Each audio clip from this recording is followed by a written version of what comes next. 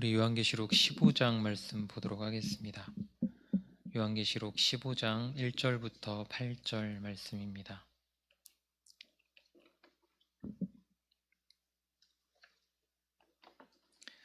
제가 읽겠습니다. 또 하늘에 크고 놀라운 다른 이적을 보매 일곱 천사가 일곱 재앙을 가졌으니 곧 마지막 재앙이라 하나님의 진노가 이것으로 마치리로다. 또 내가 보니 불이 섞인 유리바다 같은 것이 있고 바다 짐승과 그의 우상과 그의 이름의 수를 이기고 벗어난 자들이 유리 바닷가에 서서 하나님의 검은 고를 가지고 하나님의 종 모세의 노래 어린 양의 노래를 불러 이르되 주 하나님 곧 전능하신 이시여 하시는 일이 크고 놀라우시도다. 만국의 왕이시여 주의 길이 의롭고 참되시도다. 주여 누가 주의 이름을 두려워하지 아니하며 영화롭게 하지 아니하오리이까 오직 주만 거룩하시니이다. 주의 의로우신 일이 나타났음에 만국이 와서 주께 경배하리이다 하더라. 또 이 일 후에 내가 보니 하늘의 증거 장막의 성전이 열리며 일곱 재앙을 가진 일곱 천사가 성전으로부터 나와 맑고 빛난 세마포 옷을 입고 가슴에 금띠를 띠고 네 생물 중에 하나가 영원토록 살아계신 하나님의 진노를 가득히 담은 금 대접 일곱을 그 일곱 천사들에게 주니 하나님의 영광과 능력으로 말미암아 성전의 연기가 가득 차매 일곱 천사의 일곱 재앙이 마치기까지는 성전에 능히 들어갈 자가 없더라. 아멘. 오늘 말씀 다음에 이어지는 16장에서는 일곱 대접 심판의 구체적인 내용이 등장합니다. 그래서 오늘 말씀은 일곱 대접 심판의 서론이자 준비입니다. 오늘 말씀 안에는 어떤 메시지들이 담겼는지 보도록 하겠습니다. 1절을 보시면 또 하늘에 크고 놀라운 다른 이적을 보매 일곱 천사가 일곱 재앙을 가졌으니 곧 마지막 재앙이라 하나님의 진노가 이것으로 마치리로다. 요한은 또 다른 하늘의 사인을 보고 있습니다. 그런데 그 사인을 묘사하는 표현이 크고 이상하다고 합니다. 이 표현에서 크다는 것은 믿어지지 않는, 중대한 이런 의미를 가지고 있고 이상하다는 것은 엄청나다, 놀랄만하다 이런 의미가 있습니다. 그러니까 지금 요한이 본 이적, 환상은 믿어지지 않고 놀랄만한 그 무언가입니다. 이것이 바로 일곱 천사가 가진 일곱 재앙, 앞으로 보시게 될 일곱 대접 심판입니다. 그런데 여기서 이 재앙을 곧 마지막 재앙이라고 하죠. 여기서 이 마지막이라는 말이 심판의 순서를 의미한다고 생각하시면 안 됩니다. 이전에도 말씀드렸듯이 일곱인 일곱 나팔, 일곱 대접 심판은 모두 시간 순서가 아니라 예수님의 초림과 재림 사이에 일어나는 일들이기에 동시다발적이라고 생각하시는 것이 맞습니다. 물론 앞으로 보실 일곱 대접 심판이 하나님 진노의 절정이자 그 영향이 다른 심판들과는 달리 전체적이라는 점에서 순서적으로는 조금 뒤에 오는 일이기는 합니다만 어쨌든 이 모든 심판의 일들은 혼재되어서 일어난다고 생각하셔야 되겠습니다. 그렇지 않으면은 우리가 잘못된 추론에 빠질 수 있기 때문입니다. 이 일이 이런 심판인가 하는 이런 추론들 말입니다. 그렇게 여기서 마지막 재앙이라고 기록한 것은 순서적 마지막을 의미하는 것이 아니라 완성되었다, 끝난다 이런 의미입니다. 그래서 마지막 구절 하나님의 진노가 이것으로 마치리로다 1절 마지막에 그렇게 나와 있죠. 하나님의 진노도 이것으로 완성된다, 끝난다 이 말입니다.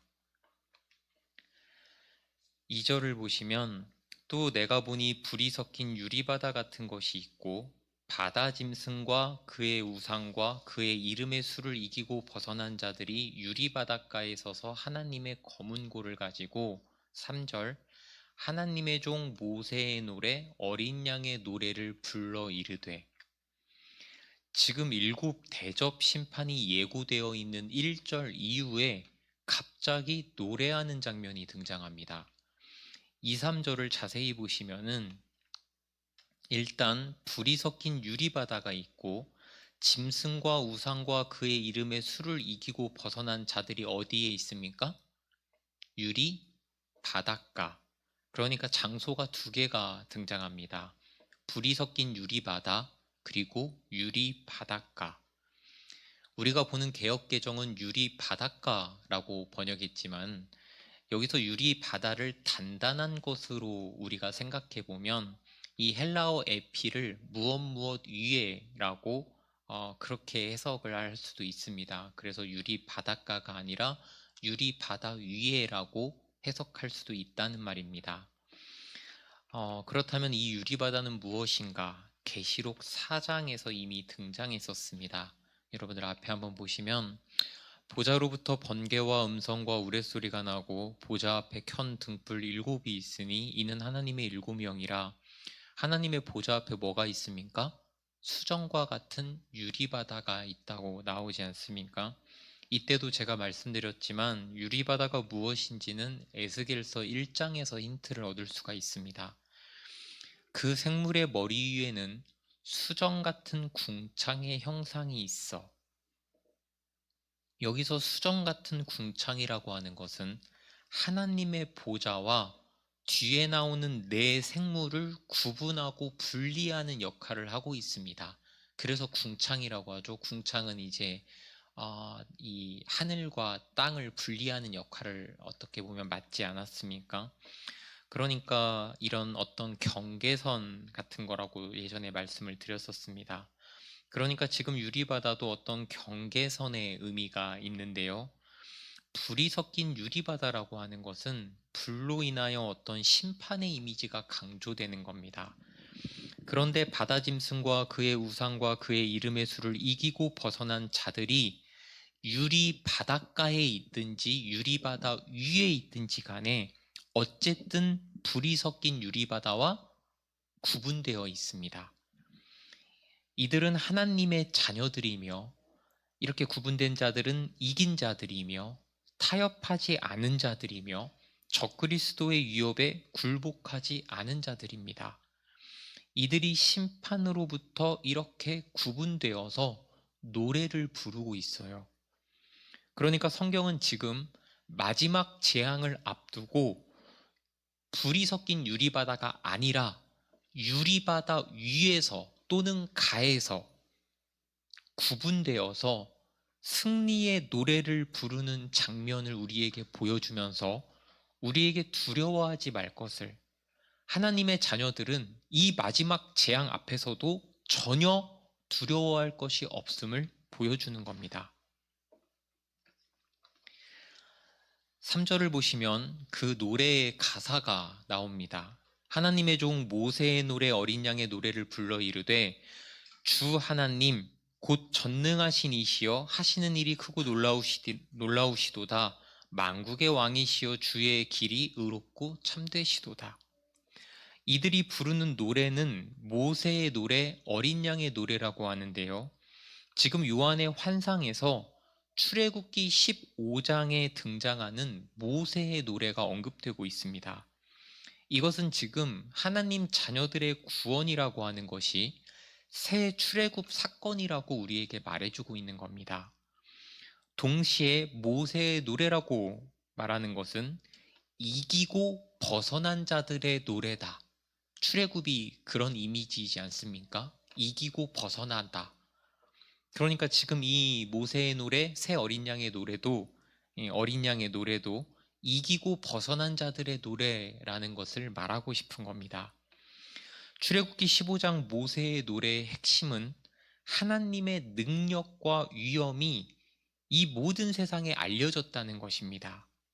그러니까 지금 바다 짐승과 그의 우상과 그의 이름의 수를 이기고 벗어난 자들이 부르는 노래는 하나님의 전능하심이 세상에 드러났다는 것입니다. 그래서 그 노래를 불러 이르되 하고 뭐라고 나옵니까? 주 하나님 곧 전능하신 이시여. 하시는 일이 크고 놀라우시도다. 하나님의 전능하심을 노래하는 겁니다. 그러면서 하나님을 뭐라고 부릅니까? 만국의 왕. 세상 만국이 하나님을 경외하게 되었으니까요. 그런 의미에서 모세의 노래는 역전의 노래입니다. 세상 만국이 하나님을 알아보는 역전의 노래예요. 여러분은 이번 한 주, 이번 한 달, 올해 어떤 시간을 보내고 계십니까? 우리는 늘 세상에 쫓기고 삽니다. 세상에 쫓기고 산다는 말은 현실 세계와 현실 세계의 일들이 우리를 덮친다는 말입니다. 여러분, 세상이 우리를 덮치면 우리가 정신을 못 차립니다. 그때 사람들이 뭐라고 대체적으로 말하냐면 바쁘다고 합니다. 여러분들은 게으름, 다툼, 질투, 욕구 이런 것들만 문제가 된다고 생각하는데 아닙니다. 바쁨, 분주함, 정신없음 이런 것들이 오히려 더 큰 문제일 수 있습니다. 사탄의 세력은 현실 세계의 일들을 끊임없이 우리에게 보냅니다. 그래서 우리의 시선과 정신과 영혼을 거기에만 고정되게 만듭니다. 이것이 우리가 흘려보낸 지난 시간들의 대체적인 모습 아닙니까? 현실 세계의 많은 일들에 잠식당해서 바쁘고 분주하게 사는 삶.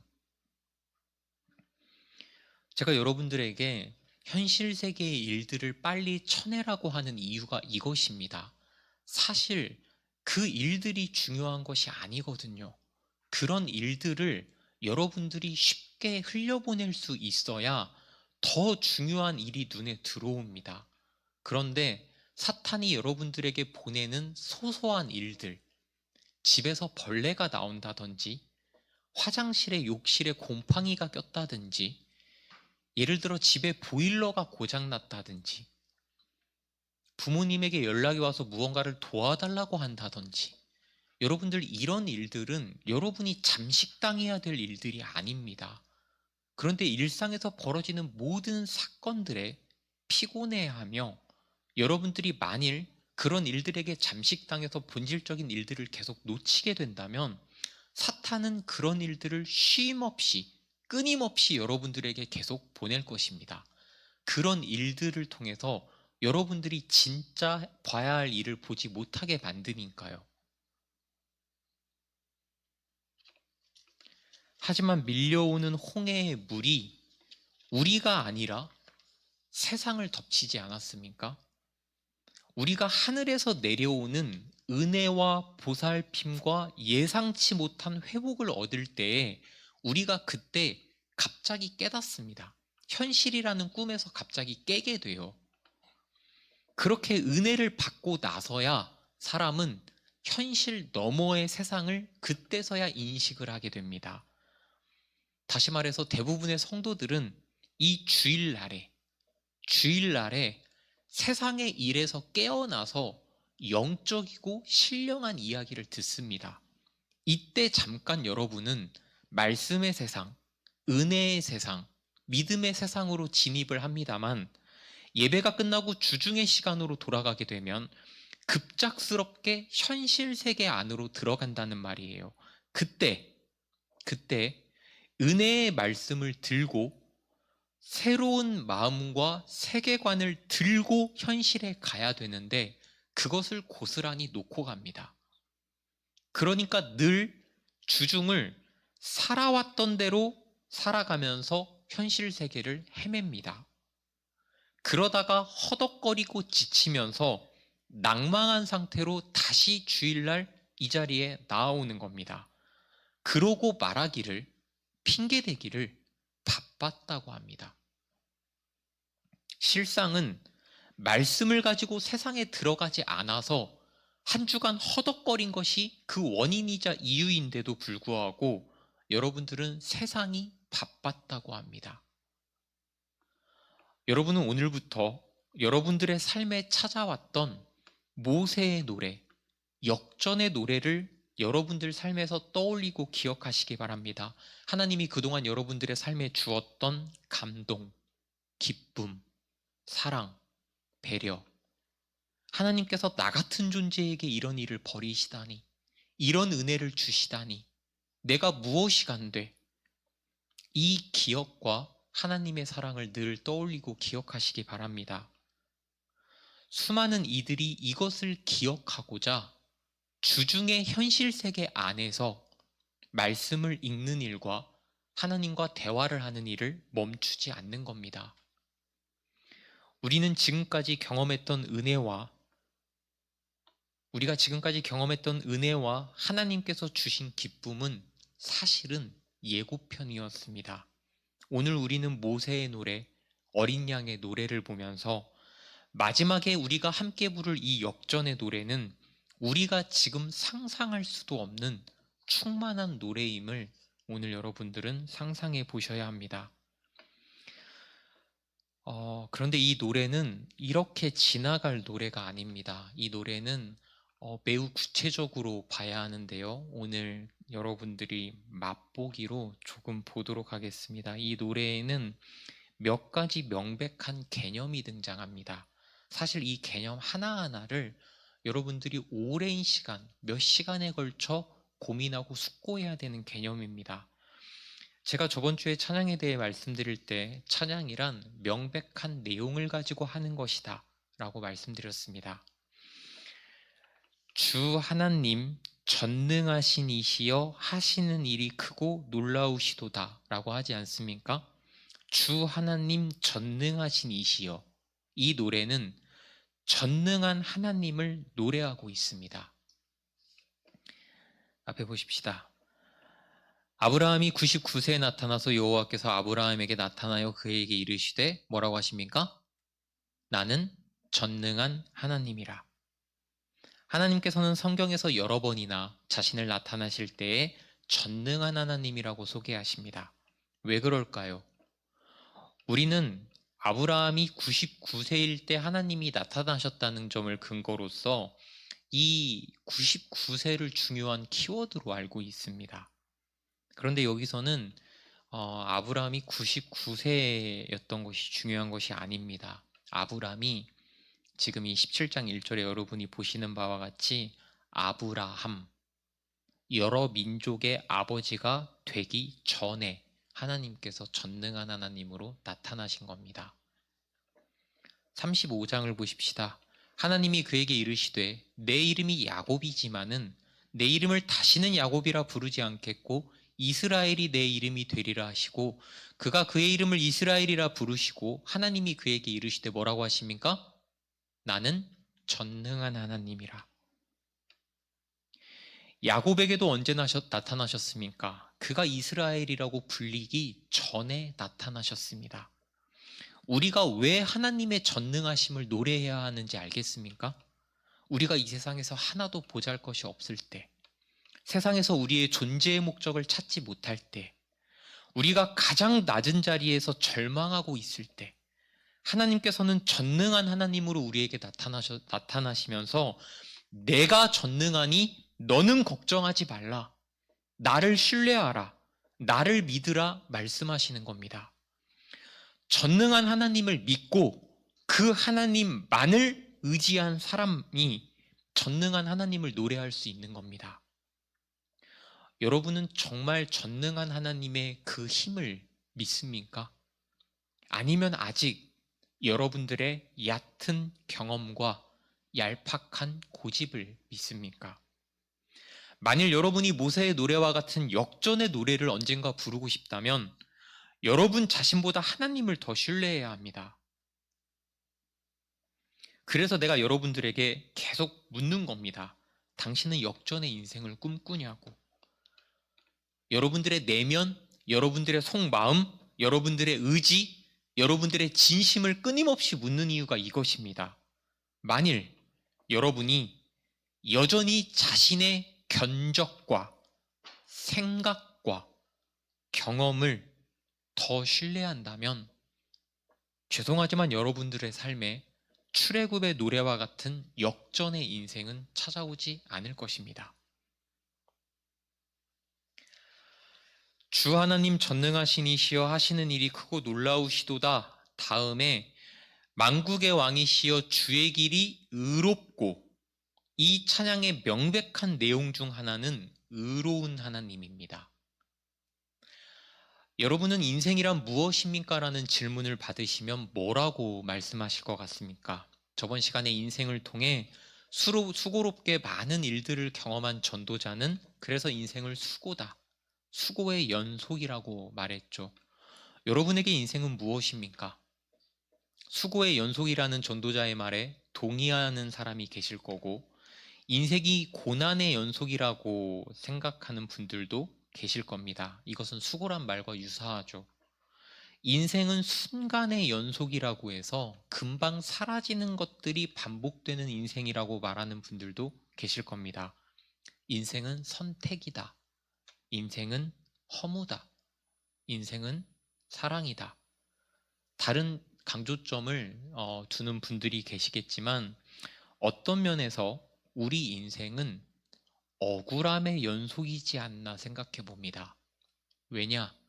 사탄도 고발하는 자로서 우리를 늘 고발하고 있고, 세상의 많은 일들 속에서 우리가 경험하는 것은 억울, 어떤 상황이나 사건이 불공정하다고 느껴서 마음이 답답하고 분한 상태, 이 상태이지 않나 생각해 봅니다.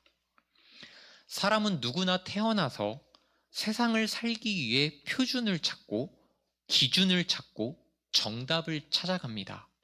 그런데 여러분들이 사는 세상이 표준과 기준과 정답으로만 흘러갑니까?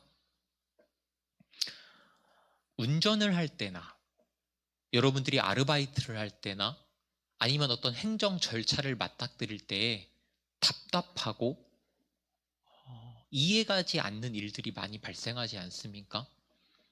그러니까 세상은 그렇지 못한 상황이 훨씬 더 많습니다. 정답대로 흘러가지 않는 상황이 훨씬 더 많다는 말이에요.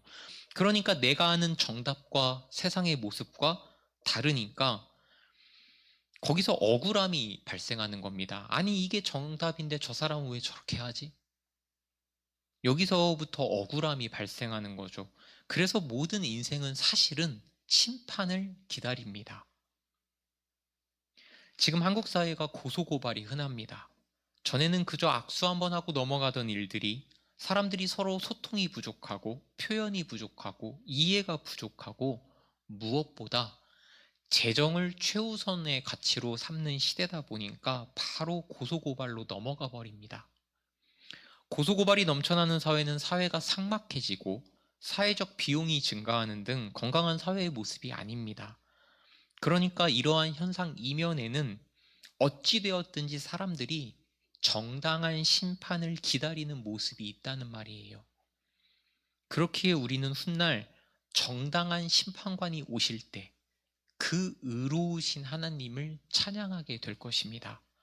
그가 오셔서 진리가 무엇이었는지, 정답이 무엇이었는지 가려주실 것이고, 억울한 자들의 억울함을 신원해 주실 것이기 때문입니다. 우리 앞에 다 같이 한번 읽어보겠습니다. 이사야 말씀 시작. 두려워하지 말라. 내가 너와 함께함이라. 놀라지 말라. 나는 내 하나님이 됨이라.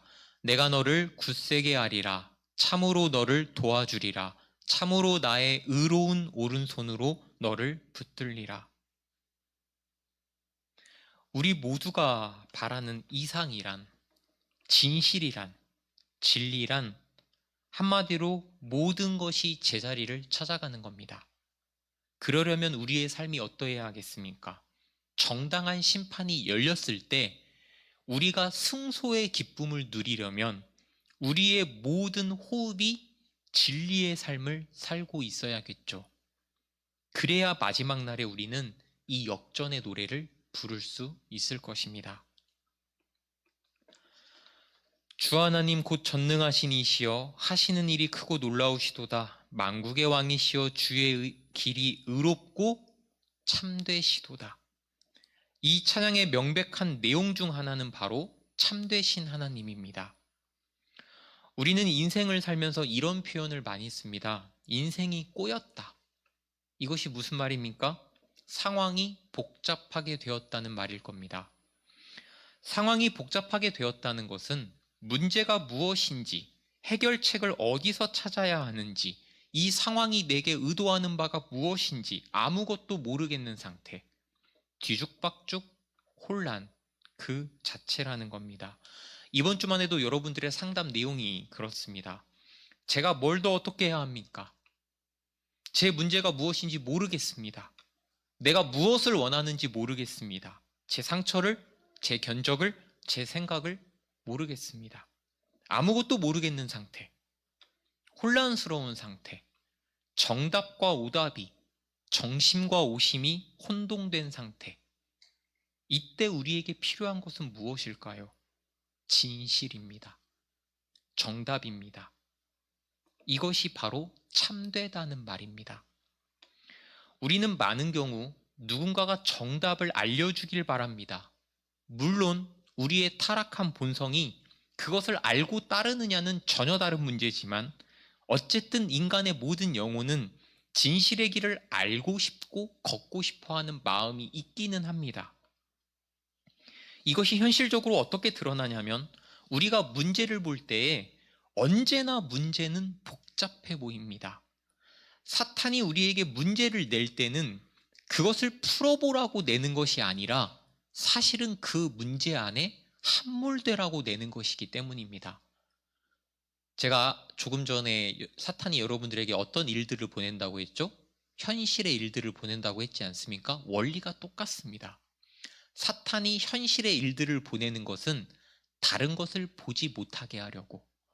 지금 사탄이 여러분들에게 문제를 낼 때는 그 문제를 풀어보라고 내는 겁니까? 그 문제가 풀리는 문제입니까? 아니에요.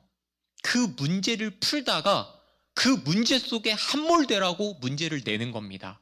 그러니까 신기하게도 그 문제가 해결될 때에는 복잡한 공식을 따라 그 문제가 풀어서 해결된다기보다는 의외로 간단하게 문제가 해결되는 것을 여러분들이 다 경험을 해보셨을 겁니다.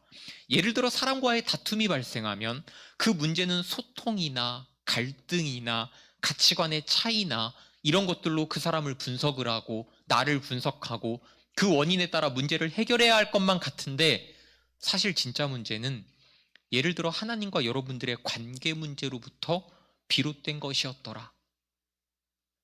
이해 가십니까? 문제가 풀리는 것은 전혀 다른 쪽의 문제의 해결 방식이 있었다는 거예요. 어떤 것을 깨닫게 하기 위하여서 하나님께서는 전혀 상관없어 보이는 사탄의 문제를 허용하시기도 한다는 말이에요. 그렇기에 우리는 늘 진실이신, 참이신, 정답이신 하나님으로부터 문제 해결을 시작해야 됩니다. 제가 이거 여러분들에게 여러 번 말씀드렸죠.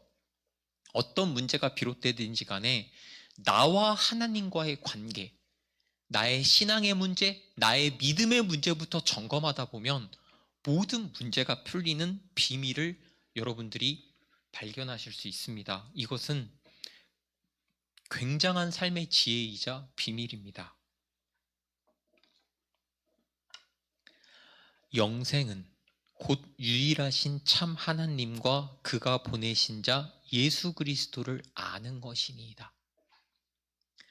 또 아는 것은 하나님의 아들이 이르러 우리에게 지각을 주사 우리로 참된 자를 알게 하신 것과 또한 우리가 참된 자 곧 그의 아들 예수 그리스도 안에 있는 것이니 그는 참 하나님이시오 참 영생이시라.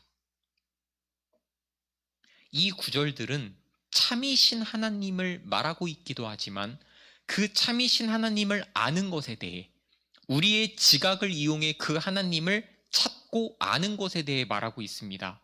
우리는 우리가 마지막 날에 우리가 그토록 찾고 찾았던 모든 진실의 근원이자 진실 그 자체이신 하나님을 만나게 될 것이고 그 하나님을 노래하게 될 것입니다. 그렇기에 우리는 지금부터 참이신 하나님, 다시 말해 진실이시고 정답이신 하나님을 끊임없이 찾고 또 찾아야 되겠습니다.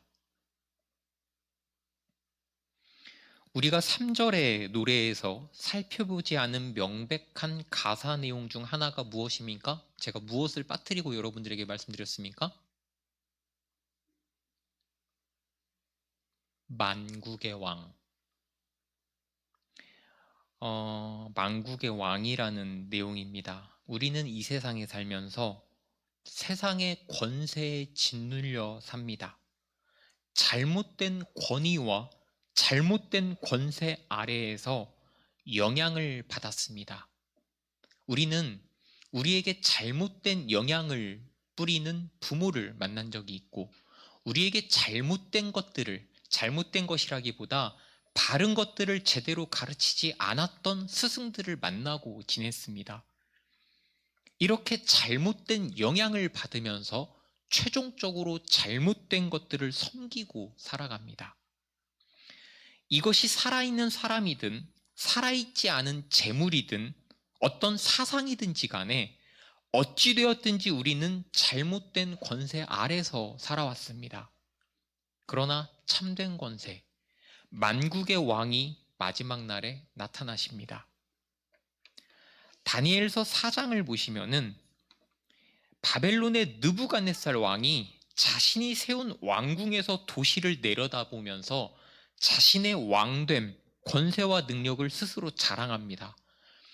나 왕이 말하여 이르되 이 큰 바벨론은 내가 능력과 권세로 건설하여 나의 도성으로 삼고 이것으로 내 위엄의 영광을 나타낸 것이 아니냐. 그러니까 자랑이 끝나기도 전에 하나님께서 그의 권위와 권세를 꺾으시고 비참하게 만드십니다. 이 말이 아직도 나 왕의 입에 있을 때 내가 이 말을 끝내기도 전에 하늘에서 소리가 내려 이르되 느부갓네살 왕아 내게 말하노니 나라의 왕위가 내게서 떠났느니라. 내가 사람에게서 쫓겨나서 들짐승과 함께 살면서 소처럼 풀을 먹을 것이요 이와 같이 7대를 지내서 지극히 높으시니가 사람의 나라를 다스리시며 자기의 뜻대로 그것을 누구에게든지 주시는 줄을 알기까지 이르리라. 나중에 이 느부갓네살 왕이 회복이 됩니다. 그때 이 왕이 무엇을 깨닫고 고백합니까? 지금 나 느부갓네살은 하늘의 왕을 찬양하며 칭송하며 경배하노니 그의 일이 다 진실하고 그의 행하심이 의로우시며 교만하게 행하는 자를 그가 능히 낮추심이라. 놀랍지 않습니까? 이방 왕이 하나님께 혼나고 하나님이 진짜 만군의 왕이심을 노래할 때에 무엇을 노래합니까? 하나님의 진실됨, 참이심, 하나님의 의로우심, 하나님의 능히 낮추심, 전능하심. 마지막 날에 울려 퍼질 하늘의 노래를 이 느부갓네살 왕이 이 조목조목 다 언급하고 있는 겁니다. 그래서 진짜 만군의 왕이 누구인지를 이 이방 왕이 이렇게 드러내고 있는 거예요. 진짜 만군의 왕이 누구인지를 말하는 찬양은 여러분들 오늘 본문 4절로 이어집니다. 주여 누가 주의 이름을 두려워하지 아니하며 영화롭게 하지 아니하오리이까. 오직 주만 거룩하시니이다. 주의 의로우신 일이 나타났음에 만국이 와서 주께 경배하리이다 하더라. 출애굽기 모세의 노래에서도 이와 비슷한 구절 나오는 거 아십니까? 앞에 보시면 여호와여 신중에 주와 같은 자가 누구니이까. 주와 같이 거룩함으로 영광스러우며 찬송할 만한 위엄이 있으며 기이한 일을 행하는 자가 누구니이까. 여러분도 기억하시겠지만 이때 신중에 주와 같은 자가 누구니이까 기억나시죠? 사탄의 세력이 이 부분을 패러디하여 스스로를 높였죠. 누가 이 짐승과 같으냐. 4절 말씀 여러분들 다시 보시면 전능하시고 의로우시며 진실되신 하나님께서 마지막에 만군의 왕으로 나타나시면 모든 사람이 하나님을 경외하고 하나님을 알아보며 하나님을 경배합니다. 온 세상이 하나님을 알아보는 겁니다. 우리는 하나님의 진리와 반대로 가는 세상을 보면서 세상의 타락과 죄와 악들을 보면서 우리의 영혼은 계속 지쳐갑니다. 그래서 때로는 그 악에 물들기도 하고 그 악의 지배에서 거하기도 하고 그러면서 마음이 편치 않게 지냅니다. 그러다가 하나님의 은혜로 회개할 때면 참 기쁘기도 하지만 다시금 유혹의 손길을 내뻗는 하나님을 대적하는 이 세상의 모습에 힘이 들고 지쳐갑니다. 그래서 그리스도인들은 늘 넘어지는 신앙생활, 패배한 신앙생활을 오래 하게 되면, 다시 말해서 신앙의 갱신이 없이 오랜 시간 패배 속에 살아가게 되면 신앙생활의 말년에는 확연하게 회피적인, 회의적인, 그리고 무관심한 세계관을 가질 가능성이 많습니다. 제가 가능성이 많습니다라고 말씀드렸지만 제가 본 바로는 거의 100% 모든 사람이 그러합니다. 젊을 때 신앙의 갱신을 경험하지 못한 사람들, 매 실시간으로 신앙의 갱신을 경험하지 못하고 늘 나는 참 이것밖에 안 되네, 이 패배감에 젖어서 살아가는 사람들은 말년까지 늘 살아갈 수 있는 게 아니라 똑같은 모습으로 회의적인, 회피적인, 진리와 세상과 타인과 나 자신에 대해서 무관심한 그런 세계관을 가진 사람으로 반드시 변합니다. 자칭 그리스도인들 중에는 교회의 어떤 모습들에 실망하고 상처받은 나머지 교회로부터 사실상 떠나서 굉장한 비판과 정죄에 사로잡혀 있는 사람들이 정말 많습니다. 그들의 아픔과 상처를 이해하지 못하는 것은 아닙니다만 그들이 그 상태에 머물러 있는 것은 인간론과 교회론에 대한 배움과 이해가 없었던 것은 사실입니다. 그러나 마지막 날이 오면 이렇게 지치고 지친 모든 영혼들도 하나님의 진리와 반대되는 이 세상도 모두 진리이신 하나님을 알게 됩니다. 이러므로 하나님이 그를 지극히 높여 모든 이름 위에 뛰어난 이름을 주사 하늘에 있는 자들과 땅에 있는 자들과 땅 아래에 있는 자들로 모든 무릎을 예수의 이름에 꿇게 하시고 모든 입으로 예수 그리스도를 주라 시인하여 하나님 아버지께 영광을 돌리게 하셨느니라. 지친 영혼들과 이 타락한 세상이 모두 하나님을 알게 되는 날이 옵니다. 그동안 하나님을 대적하고 반대했던 세상도 하나님이 자신의 의로움을 나타내시는 날에 온 우주가 그 앞에서 침묵할 겁니다. 이 날을 바라고 기대한다면 우리는 절망과 회의에 빠지지 않을 수 있습니다. 오히려 마지막 날에 역전을 가져다 주실 만군의 왕을 더 바라게 됩니다. 하나님께서 만군의 왕으로서 온 우주의 인정을 받는 날, 하나님을 대적하던 모든 세력이 하나님 앞에 무릎을 꿇게 되는 날을 기다리고 또 기다리게 됩니다. 여러분은 진심으로 이 날이 오기를 간절히 바라십니까?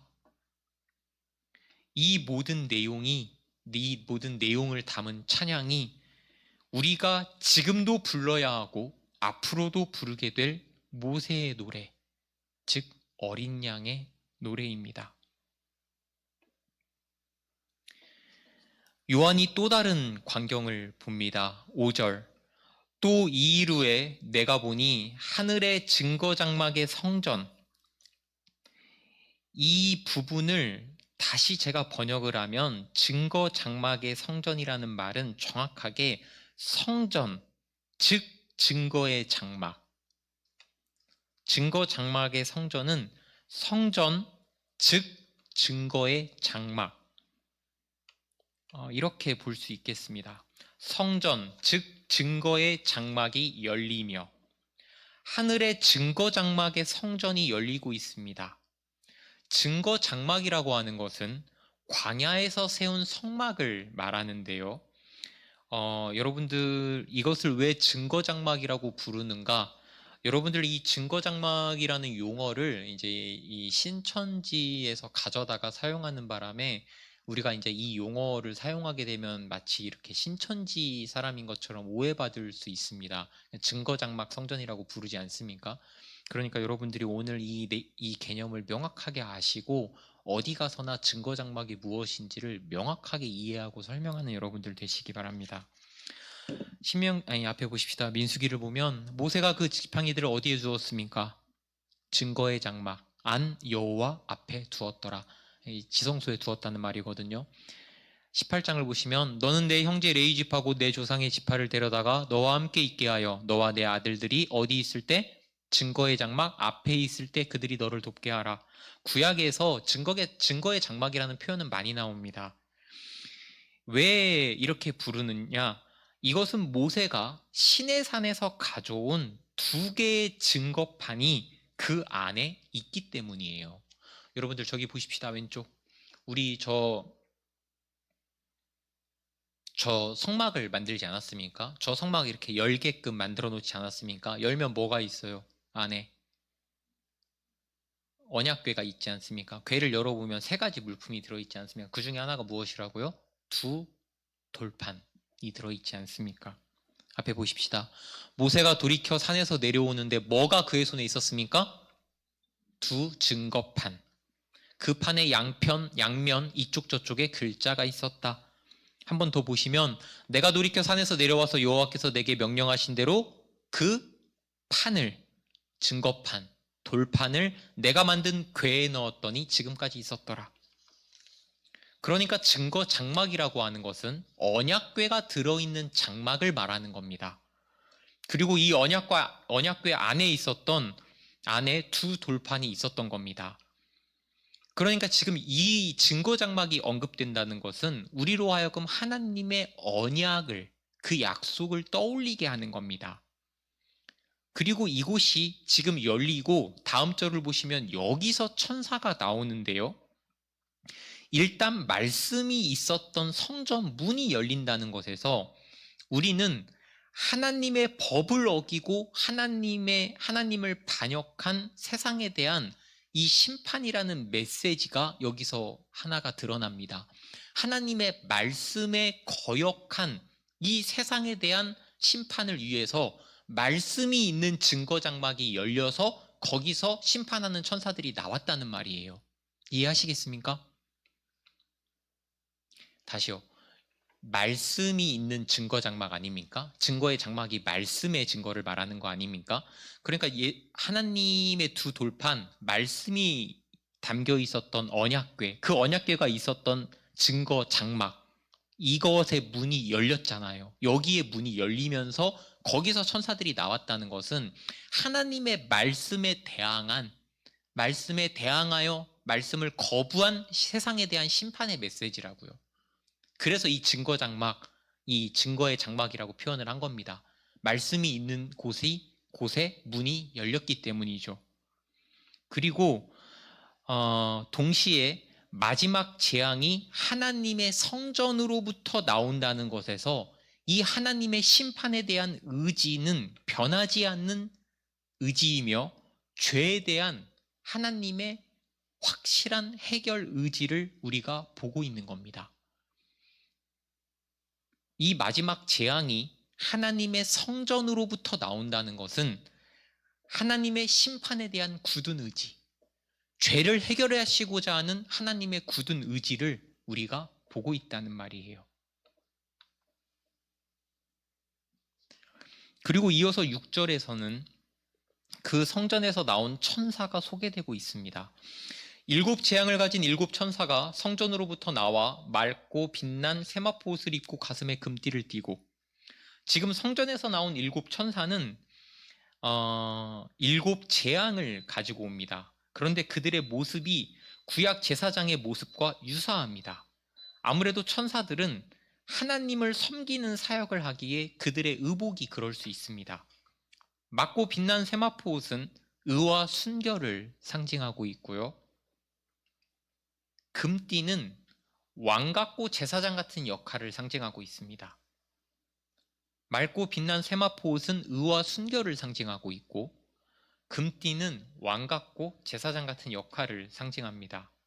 그리고 성전으로부터 나왔다는 기록이 재차 등장하는 것은 그들이 가진 임무가 하나님으로부터 비롯되었음을 말해주는 겁니다.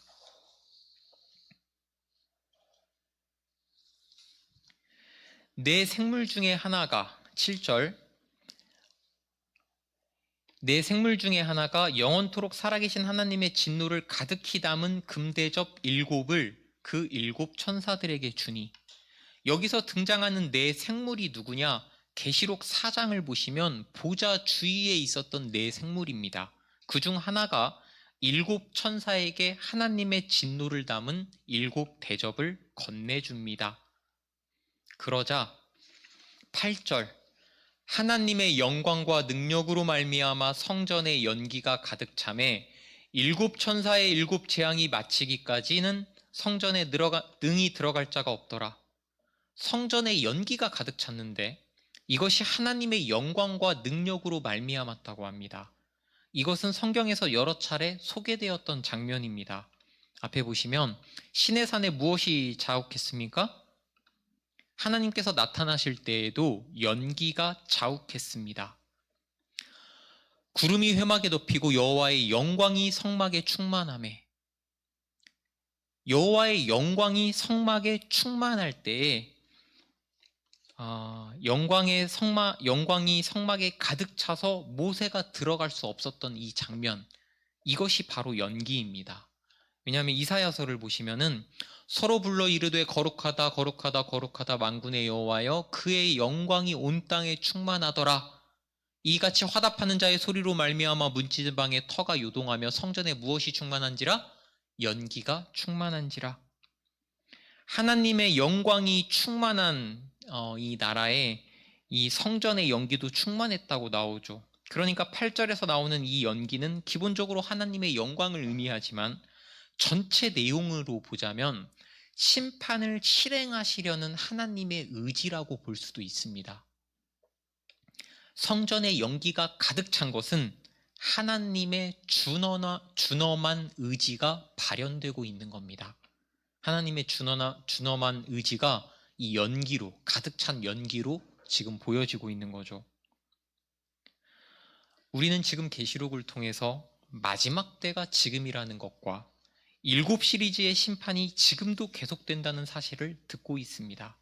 하지만 그 심판이 우리에게 해당하는 심판이 아니라고 말을 들었음에도 우리의 죄성과 나약함 때문에 우리는 여전히 심판의 메시지를 들을 때에 마음 한편에 두려움을, 그리고 죄책감을 가지고 있습니다. 하나님께서 이 심판이 시작되기 전에 우리에게 이렇게 말씀을 통해 위로를 주시고 소망을 주시고 언젠가 만군의 왕으로 나타나셔서 우리의 모든 억울함을 풀어주실 하나님이라고 말씀하셔도 우리 대부분은 내가 이 모든 악에서 구원받고 무한한 혜택을 받은, 놀랄만한 구원을 받은 사람임을 스스로 납득하지 못하고 있으며, 이것이 바로 겸손함이 아닌 불신앙의 모습임을 여러분들 아셔야 합니다. 우리가 이렇게 하나님의 호의와 은혜와 사랑을 받지 못하는 것은 무엇 때문일까요? 그것들과 도저히 공존할 수 없는 우리가 여전히 가지고 있는 우리 자신의 악 때문입니다. 욥기에 이런 말씀이 있죠. 내 손에 죄악이 있거든 멀리 버리라. 불의가 내 장막에 있지 못하게 하라. 만일 우리가 하늘을 우러러 한 점 부끄러움 없이 사는 것이 아니라 그렇게 살기로 다짐하고 노력만 한다면 이 하나님의 모든 호의와 은혜와 사랑이 우리 양심에 가림막 없이 가슴 깊숙이 와닿을 겁니다. 저는 여러분들이 이것을 한 번이라도 경험해 보셨으면 좋겠습니다. 오늘 말씀은 마지막 7 대접 심판이 완성되기 전에 우리에게 묻고 있습니다. 너희는 정말 내가 구원했음을 믿느냐? 너희가 수많은 사탄의 속임수에 앞으로 넘어지고 또 넘어지겠지만 전능하고 의로우며 진실된 내가 이 모든 것을 바로잡고 이 세상과 너를 구원할 것임을 믿느냐? 묻고 계신 겁니다. 여기에 여러분은 기도로 대답하셔야 됩니다. 우리 앞에 말씀 한번 읽어보겠습니다. 시작. 그때 사람의 말이 진실로 의인에게 갚음이 있고 진실로 땅에서 심판하시는 하나님이 계시다 하리로다. 진실로 의인에게는 갚음이라고 하는 것이 있기에 우리는 하나님께서 우리에게 주신 의, 예수 그리스도의 의로 새롭게 태어나고 이 의를 일상생활에서 평생을 붙잡고 살아가야 됩니다. 그래야 심판하시는 하나님이 오셨을 때에 우리가 부끄럽지 않고 오히려 기쁘게 두 팔 벌려 하나님, 제가 하나님을 기다렸습니다. 제가 비록 완전히 의롭게 살지는 못하였지만 내가 하나님의 의를 붙잡고 평생을 씨름했습니다. 라고 말할 수 있지 않겠습니까? 기도하겠습니다. 하나님 아버지, 오늘도 이 심판은 너희를 향한 것이 아니라 우리에게 두려움을 가지지 않게 하시려는 그 하나님의 마음을 우리가 봅니다. 그러나 우리 안에 있는 죄성과 악한 마음들이 이 심판의 말씀 앞에서 편치가 않습니다. 늘 양심에 거리끼는 상태로 하루하루를 살지 않게 하시고 떨쳐내고 이제는 버려서 자유함을 맛보게 하시옵소서. 우리는 죄와 동거하는 삶이 더 익숙합니다. 하지만 이제는 오랜 시간 떨치지 못했던 것들을 십자가에 못 박고 하나님께서 주시는 자유함에 거하고 그 기쁨으로 살아가는 우리가 되게 하여 주시옵소서. 우리 다 같이 기도하겠습니다. 하나님 아버지, 거대한 역사를 봅니다. 그것을 운행하시는 하나님의 크신 손길을 봅니다. 우리는 아주 짧은 시간 이 역사에 잠깐을 지나는 존재입니다. 우리가 짧은 시간 이 땅에 머물다 하나님께 갑니다. 이 땅에 온 목적과 이유를 알게 하사 내가 마땅히 무엇을 드러내고 어떻게 생각하고 어떻게 하나님의 영광을 이 땅에서 고민하다 갈 것인지에 대해 숙고하게 하시옵소서. 마지막 날에 대해 들을수록 우리의 마지막을 생각해 봅니다. 엇하고 맞이하는 그러한 놀라는 마지막이 아니라 준비되고 마무리되고 완성되는 삶이 되게 하여 주시옵소서. 이를 위해 매 시간, 매분, 매초 고민하게 하시고 준비되게 하시고 마무리하고 완성되는 삶이 되게 하사 먼저 작은 것에 충성해서 큰 임무도 완성하는 우리가 되게 하여 주시옵소서. 하나님, 인생 2막으로 들어갑니다.